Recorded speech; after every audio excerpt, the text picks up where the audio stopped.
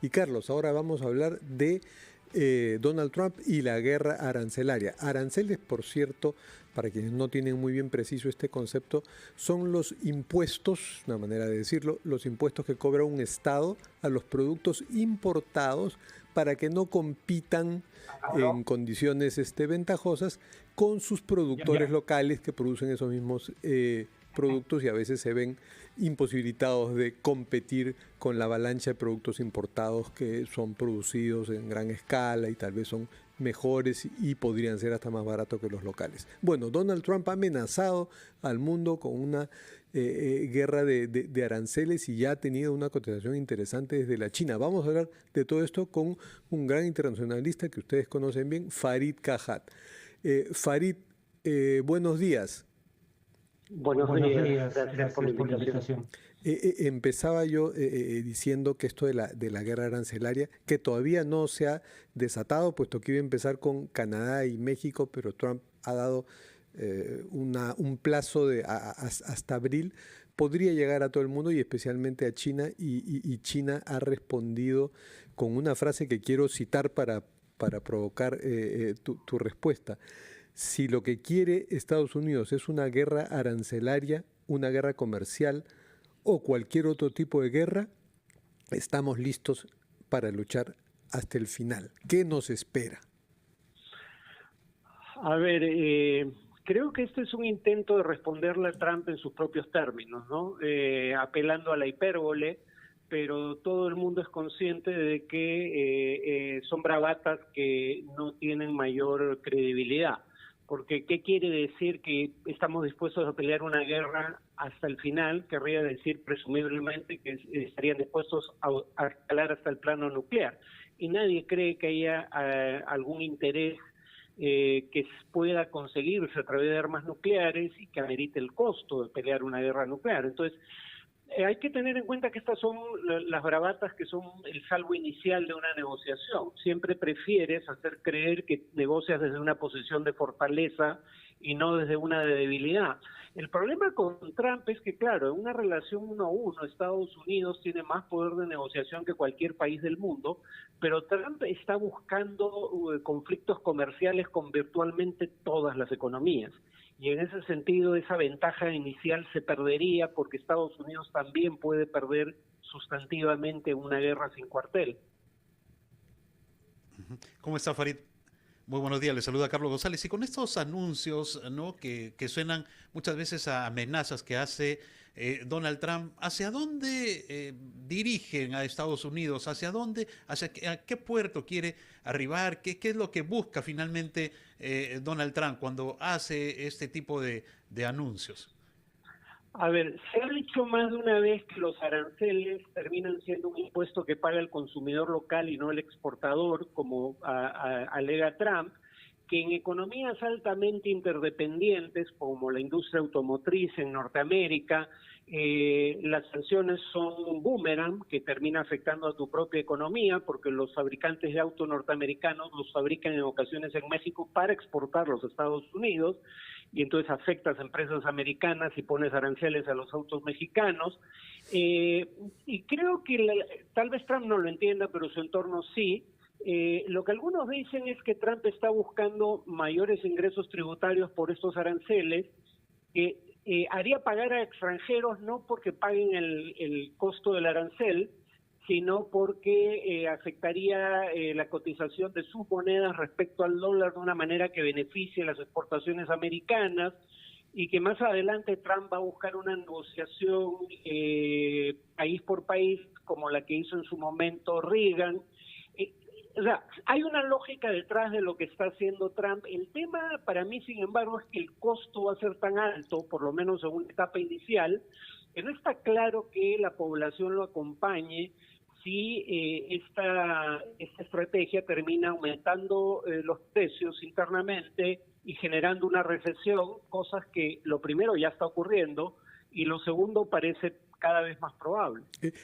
Farid, respecto a la contestación a la réplica interna que puede tener el propio Trump, porque en el resto del mundo ya vemos que incluso, ¿no?, algunos líderes, movimientos de derecha también empiezan a mirarlo con susto y con reojo. A quienes lo apoyaron en la campaña ahora ya lo ven asustados. Pero en el propio Estados Unidos, ¿qué resistencia palpable está experimentando Trump? Se habló de un lío entre Marco Rubio, su canciller, su secretario de Estado, y Elon Musk, pero el propio Trump lo ha desmentido, y el propio DOGE, esta oficina simplificadora del Estado que maneja Elon Musk, pidió a todos los funcionarios públicos, que en Estados Unidos se cuenta por cientos de miles, que escriban un correo con sus 5 logros, y tuvieron que dar marcha atrás diciendo que eso era simplemente voluntario. ¿Qué más sabes al respecto?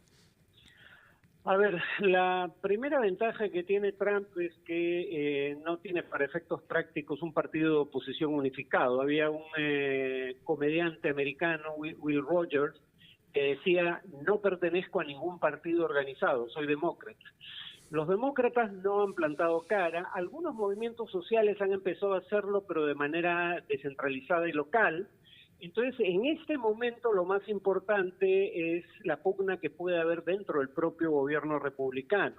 Lo que mencionabas es verosímil por la sencilla razón de que conocemos cuáles fueron las declaraciones de Marco Rubio en el pasado.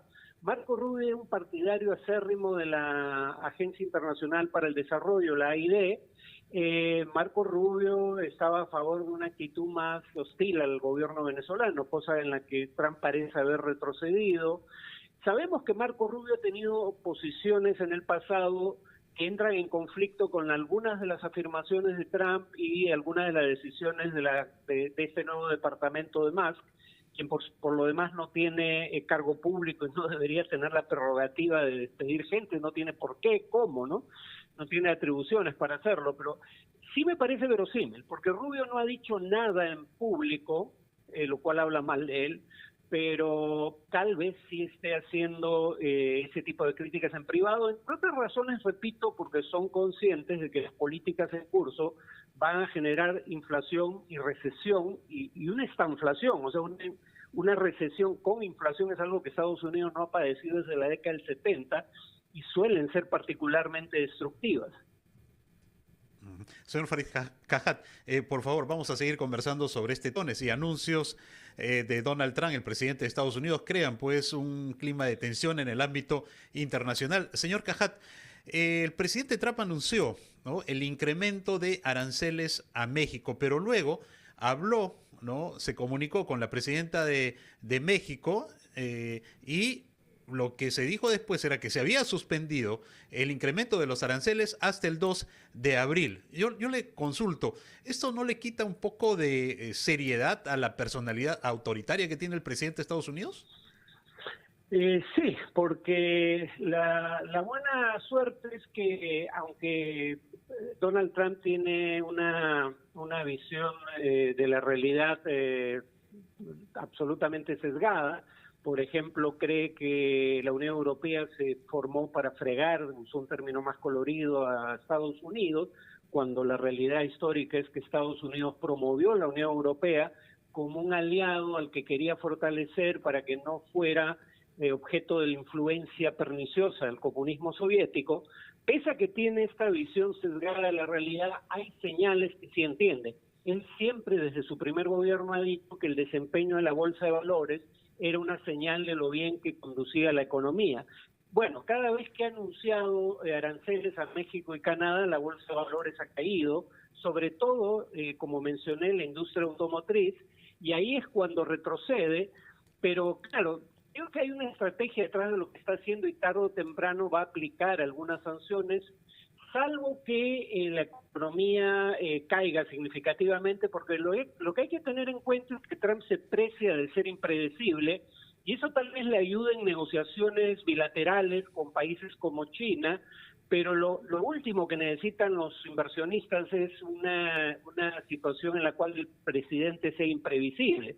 Los inversionistas necesitan certeza sobre el futuro, y entonces el problema es que incluso si no aplica las sanciones, el que esté en este toma y daca constante es una prueba de que no se puede confiar en su palabra, de que no se sabe qué va a hacer el día de mañana.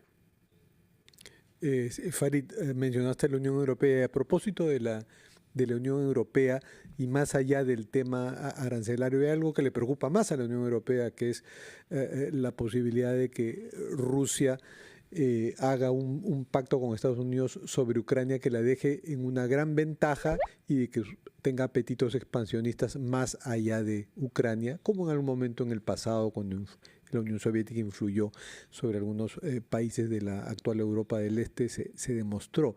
Y por eso en una reunión de la Unión Europea en Bruselas, líderes como Macron han propuesto pues, que hayan tropas de la Unión Europea desplegadas dentro de Ucrania. ¿Cómo ves ese eje del conflicto mundial en Kiev? A ver, lo primero que diría es que yo sí estoy de acuerdo con el gobierno republicano de Trump en que la guerra de Ucrania se ha convertido en una guerra de desgaste, donde no es probable que, salvo por colapso de Ucrania, por la falta de ayuda, no era probable grandes avances de ninguna de las dos partes, y en ese sentido sí creo que ya había llegado el momento de negociar un cese al fuego que en principio debía ser el fin de las hostilidades de manera permanente. Dicho eso, el problema es que Zelensky decía, yo estoy de acuerdo, pero necesitamos garantía de seguridad. ¿Por qué? Porque el año 94, Ucrania, que tenía armas nucleares, habría que recordarlo, entregó sus armas nucleares a cambio de garantías de seguridad para su integridad territorial de Estados Unidos y el Reino Unido. Y cuando Rusia ocupó y anexó Crimea, el Reino Unido y Estados Unidos no honraron esas garantías de seguridad. Entonces, claro, lo que dice Zelensky es qué garantía tengo de que no me vuelva a pasar. La única garantía es que haya tropas de alguna potencia europea que disuadan a Putin de atacar, porque una cosa es pelear con Ucrania, y no es miembro de la OTAN, y otra es pelear con un país miembro de la OTAN. Entonces, ese es el fondo de la cuestión, no si debe o no haber un cese al fuego, porque esto se plantea como si algunos fueran belicistas, y tal vez los haya, pero creo que en el fondo ahora la idea es qué se necesita hacer para que un eventual cese al fuego sea perdurable. Algunos líderes europeos, como Emmanuel Macron, por ejemplo, señor Cajat, están hablando ya de una carrera armamentística en Europa. ¿Hay justificación para plantear esta hipótesis y cuáles serían los riesgos y peligros en todo caso?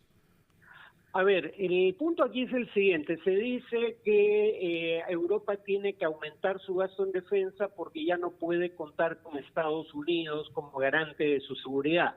Yo creo que eso es cierto, que en Estados Unidos claramente ya no puede ser considerado el garante de la seguridad europea. Acaba de abandonar un aliado como Ucrania.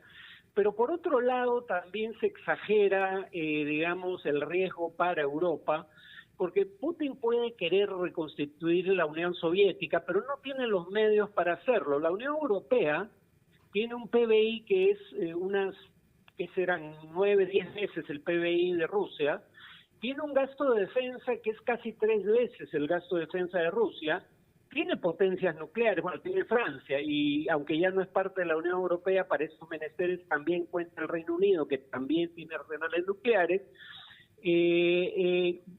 La Unión Europea tiene 1,5 millones de soldados en armas en este momento, sin aumento en el gasto de defensa. Rusia tiene 1 millón, y Rusia, según agencias de investigación europeas, ha perdido entre muertos y heridos 800.000 hombres en la guerra de Ucrania. Yo honestamente dudo de las presuntas amenazas rusas contra países de la OTAN en la eventualidad de que triunfe en Ucrania. Pero en todo caso el aumento en el gasto de defensa y en el endeudamiento va a ayudar a la reactivación de las economías de la Unión Europea, y probablemente este sea una consecuencia deseada, pero no el objetivo fundamental de ese aumento en el gasto. Sí. Una última pregunta, Farid. Tú que es acostumbrado a la serenidad en el análisis, ¿qué sientes, y así te pido una respuesta breve? Estábamos acostumbrados a que de la periferia venían estos gobernantes radicales, un poco locos, como en Pyongyang, Kim Jong-un, el coreano del norte, pero ahora en Washington estamos teniendo un presidente que toma decisiones que alarman a todos y generan gran impredictibilidad. ¿Qué tan sostenible es esta situación? Yo creo que no. A ver, durante el primer gobierno de Trump, los países podían creer que Trump era una anomalía histórica y que pasado el gobierno de Trump, Estados Unidos iba a volver a sus políticas tradicionales. Pero habría que decir dos cosas que indican que eso no necesariamente es cierto. La primera es que la conducta predatoria frente al entorno, o sea, América Latina en particular, pero simultáneamente aislacionista respecto a Europa, retirarse de los temas de seguridad europeos, tiene larga tradición en Estados Unidos. El internacionalismo norteamericano es más cercano a la excepción en perspectiva histórica que a la norma.